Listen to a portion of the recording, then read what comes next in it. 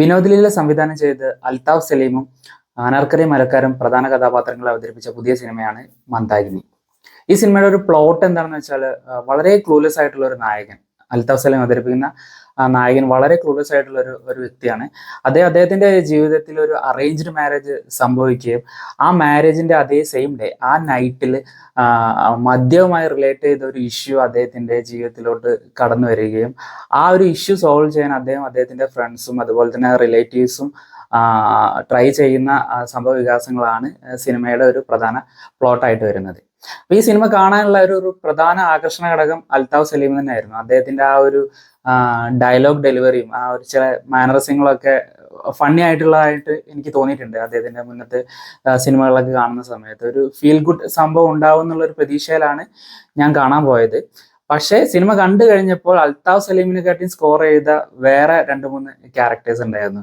Especially പറയുകയാണെങ്കിൽ നമ്മുടെ അറക്കൽ അബു, വിനീത് തട്ടിൽ എന്നാണ് അദ്ദേഹത്തിന്റെ പേര്. അദ്ദേഹവും പിന്നെ നമ്മുടെ കുട്ടി അഖില്, കോമഡി സ്റ്റാർസിലൊക്കെ ഉണ്ടായിരുന്ന കുട്ടി അഖിലും പിന്നെ അജയ് വാസുദേവ്, ഡയറക്ടർ അജയ് വാസുദേവ്, ഈ മൂന്ന് പേരും അവരുടെ ആ ഒരു കോമഡി ഏരിയ വളരെ മനോഹരമായിട്ട് കൈകാര്യം ചെയ്തിട്ടുണ്ട്. നമുക്ക് ഭൂരിഭാഗ സമയത്തും വർക്കാവുന്ന തരത്തിലുള്ള കൗണ്ടറുകളും ആക്ഷൻസും മാനറിസങ്ങളും ഒക്കെ ആയിരുന്നു ഇവർ മൂന്ന് പേർക്കുണ്ടായിരുന്നത്. ഇതിൽ പിന്നെ ഒരു വ്യത്യസ്തമായിട്ടുള്ള ഒരു വേറെ സംഭവം എന്താണെന്ന് വെച്ചാൽ ഒരുപാട് ഡയറക്ടേഴ്സിനെ അദ്ദേഹം ക്യാരക്ടർ കൊടുത്ത് സിനിമയിൽ പ്ലേസ് ചെയ്തിട്ടുണ്ട്. നേരത്തെ പറഞ്ഞ പോലെ അജയ് വാസുദേവ് ഉണ്ട്, ലാൽ ജോസ് ഉണ്ട്, പിന്നെ നമ്മുടെ ജിയോ ബേബി ഉണ്ട്. ഈ കൂട്ടത്തിൽ തന്നെ ഏറ്റവും നന്നായിട്ട് നല്ല ടൈമിങ്, നല്ല സമയം സ്ക്രീൻ സ്പേസ് കിട്ടുകയും നല്ല ടൈമിങ്ങിൽ കാര്യങ്ങൾ അവതരിപ്പിക്കുകയും ചെയ്തത് നമ്മുടെ അജയ് വാസുദേവാണ്. അദ്ദേഹത്തിന് സ്ക്രീനിൽ കാണുന്ന സമയങ്ങളിൽ തന്നെ നമുക്ക് ചിരി പൊട്ടുന്ന തരത്തിലായിരുന്നു ആ ഒരു ക്യാരക്ടറിന്റെ ആ ഒരു ഡിസൈൻ അങ്ങനെയാണ് വന്നിട്ടുള്ളത്. അദ്ദേഹത്തിന്റെ ആ ഒരു സംസാര ശൈലിയും ചില മുഖഭാവങ്ങളൊക്കെ വളരെ ഫണ്ണി ആയിട്ട് വന്നിട്ടുണ്ട്. ആ ഒരു കഥയ്ക്ക് അനുയോജ്യമായിട്ടുള്ള രീതിയിൽ തന്നെയാണ് ആ കാര്യങ്ങൾ പോകുന്നുള്ളത്.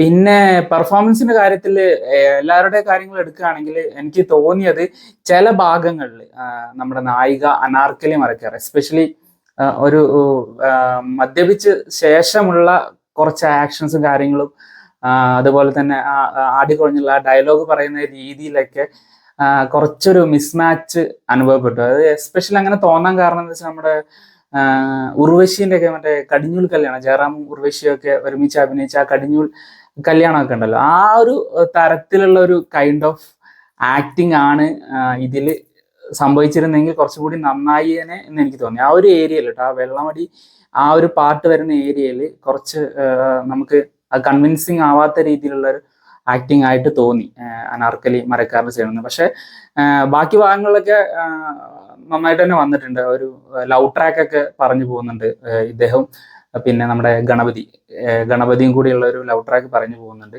അതിൽ തന്നെ കുറെ ഡയലോഗും കാര്യങ്ങളൊക്കെ കുറച്ച് ക്രിഞ്ചായിട്ട് തോന്നിയിട്ടുണ്ടായിരുന്നു. പക്ഷെ അത് അവസാന രംഗങ്ങളിലോട്ട് വരുന്ന സമയത്ത് അതിനെ ജസ്റ്റിഫൈ ചെയ്യുന്ന രീതിയിലുള്ള ഒരു ഒരു ഒരു ഒരു ക്യാരക്ടർ ആയിരുന്നു ഗണപതിക്ക് ഉണ്ടായെന്നുള്ളത് നന്നായിട്ടുണ്ടായിരുന്നു. ആ ഒരു ക്യാരക്ടർ നന്നായിട്ട് ചെയ്യാൻ ഗണപതിക്ക് പറ്റിയിട്ടുണ്ട്. പിന്നെ ഏറ്റവും അഡ്വാൻറ്റേജസ് ആയിട്ട് ഈ സിനിമയിൽ വന്നിട്ടുള്ള ഒരു കാര്യം ഇതിന്റെ മ്യൂസിക് ആണ്. മ്യൂസിക് എനിക്ക് ഭയങ്കര ഓവർഡു ആയി ചെയ്ത പോലെ തോന്നി. അതായത് ഓവർഡു ഇൻ ദ സെൻസ് അതൊരു കുറച്ചിലായിട്ട് പറയുന്നതല്ല, ഈ സിനിമയ്ക്ക് വേണ്ടതിനെക്കാട്ടി കുറച്ചുകൂടി ടോപ്പ് ക്വാളിറ്റി മ്യൂസിക് സിനിമയ്ക്ക് വന്ന് സംഭവിച്ച പോലെ തോന്നി.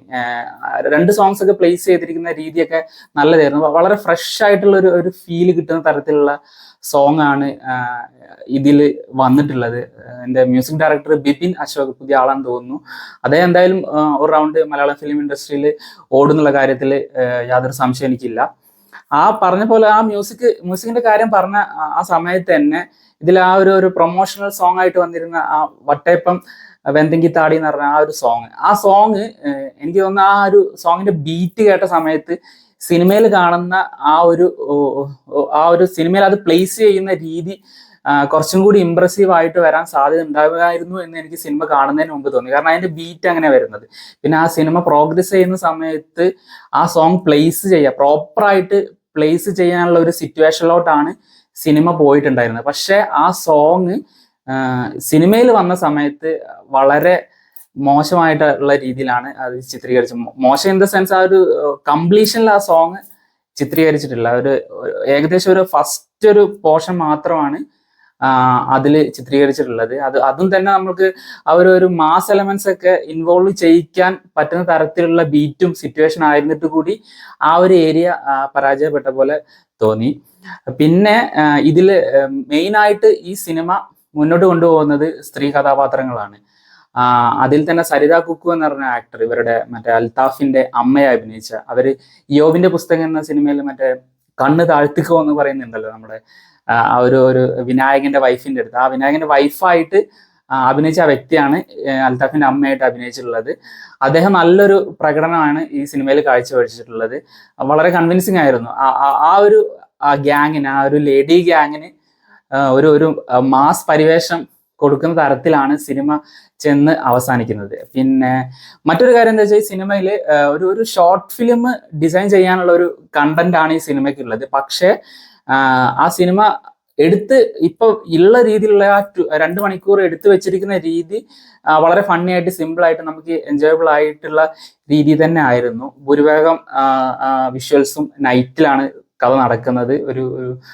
എന്താ പറയുക, ഒരു ക്രിസ്മസ് അന്തരീക്ഷത്തിൽ, ക്രിസ്മസ് കാലഘട്ടത്തിലാണ് സിനിമ നടക്കുന്നത്. എനിക്ക് തോന്നിയത് ഈ സിനിമ കോമഡി ട്രാക്കിലോട്ട് ഇറങ്ങി ചെല്ലാൻ ആ തുടക്കത്തിൽ ഒരു 10-20 മിനിറ്റ് എടുത്തെങ്കിലും പിന്നെ അവിടെ നിന്ന് അങ്ങോട്ട് ഒരുപാട് കോമഡീസ് നന്നായിട്ട് വർക്ക് ആവുന്നുണ്ടായിരുന്നു. സെക്കൻഡ് ഹാഫിൽ ത്രൂ ഔട്ട് ഒരുപാട് കോമഡീസ് വർക്ക് ആവുന്നുണ്ട്. പക്ഷെ ക്ലൈമാക്സിലോട്ട് അടുപ്പിച്ച് ഈ പറഞ്ഞ പോലെ ആ പാട്ട് പ്ലേസ് ചെയ്ത രീതി, ആ പാട്ട് വന്ന രീതി നമുക്ക് കൺവിൻസിങ് അല്ലാതെ ആയിപ്പോയിക്കൊണ്ടും പിന്നെ പെട്ടെന്ന് അവസാനിപ്പിച്ച പോലെ ഒരു ഫീലും ഉണ്ടായിരുന്നു ആ ഫിലിം. ഒരു പ്രോപ്പർ ഒരു കൺക്ലൂഷനിലോട്ട് ഈസി ആയിട്ട് ഒന്നുകൂടി വർക്ക് ചെയ്തിരുന്നെങ്കിൽ എത്തിക്കാൻ പറ്റുന്ന തരത്തിലുള്ള ഒരു സിറ്റുവേഷൻസ് ആണ് ആ സിനിമയിൽ ഉണ്ടായിരുന്നെങ്കിൽ കൂടി പെട്ടെന്ന് സിനിമ അവസാനിപ്പിച്ച ഒരു ഫീൽ ഉണ്ടായിരുന്നു. പക്ഷെ എന്നിരുന്നാലും നമുക്കൊരു എന്റർടൈൻമെന്റ് ആസ്പെക്റ്റിൽ നോക്കുമ്പോൾ അത്ര മോശം പടമൊന്നുമല്ല.